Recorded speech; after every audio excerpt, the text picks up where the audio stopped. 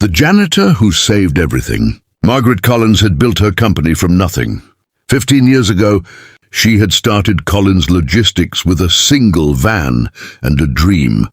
If you believe in kindness, second chances, in the power of small moments to change lives, please like, comment, share, and subscribe to Kindness True Stories. Also, tell us in the comments where in the world are you watching from. Now, the company had 40 employees, 3 warehouses, and a reputation that stretched across the state. But lately that reputation had been cracking. Contracts were falling through. Numbers didn't add up, and somewhere inside her own organization, something was going wrong. She just couldn't find where. Her accountants blamed the market. Her managers blamed each other. Her investors were losing patience.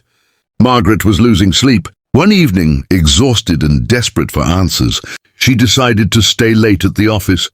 She sat at her desk, dimmed the lights, leaned back in her chair, and closed her eyes, not to sleep, but to watch.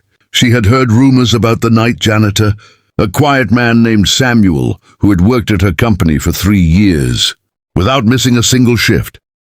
Some employees barely noticed him. Others joked that he was invisible. Margaret wanted to see who he really was when no one was watching. She controlled her breathing and stayed completely still as the office fell quiet around her.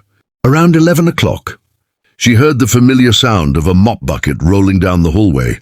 Samuel entered the room slowly, the way he always did, careful, unhurried, respectful of the space even when it was empty. He began cleaning near the windows, wiping down surfaces, straightening chairs. Margaret peeked through barely open eyes and watched him work. He was thorough. He wiped the same corner twice. He picked up a paperclip from the floor that most people would have ignored. He moved with a kind of quiet pride that struck her deeply. Then something unexpected happened. Samuel paused near the large printer beside the accounting department's shared desk. He looked at a document that had been left in the output tray, not reading it nosily, but something in it made him stop. He frowned. He looked again. He pulled out his phone and turned on the flashlight to see it more clearly. Margaret's heart was pounding, but she stayed still. Samuel set down his mop, looked around the room uncertainly, then carefully picked up the document and placed it prominently on top of the main desk with a sticky note he found nearby. He wrote something on the note, set it down, then returned to his cleaning as if nothing had happened. Margaret waited until he left the room, then rose from her chair and walked to the desk.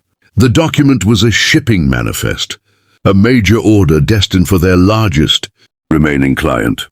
And the address on it was completely wrong. An entire truckload of goods was scheduled to leave at 6 in the morning to the wrong warehouse, 3 states away.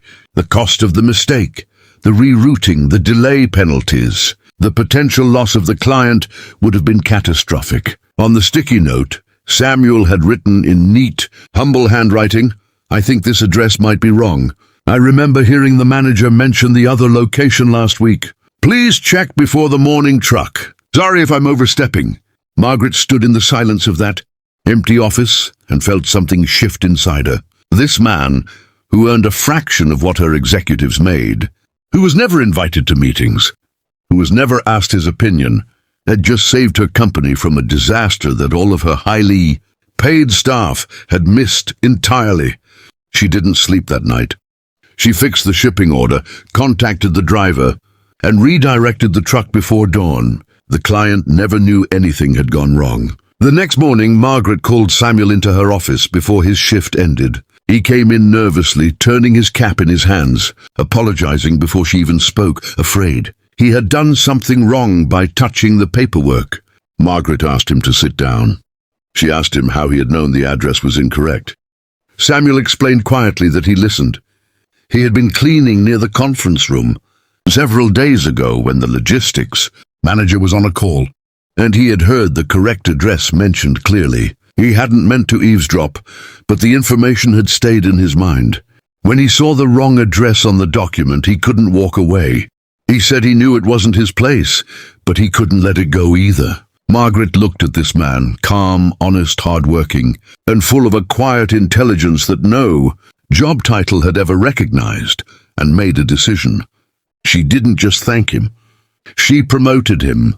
She created a new role, a quality and operations observer, and gave it to Samuel. His job was to walk the floors, notice what others missed, and report directly to her.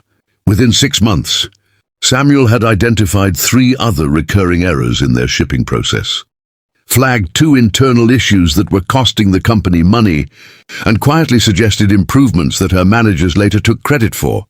Though Margaret always remembered who really saw them first, the company began to recover. Slowly, then steadily, then strongly. And Margaret Collins never forgot the night. She pretended to sleep to test her janitor, only to discover that the most valuable person in her building was the one she had overlooked the most. The greatest leaders, she realized, are not always the ones with the fanciest titles.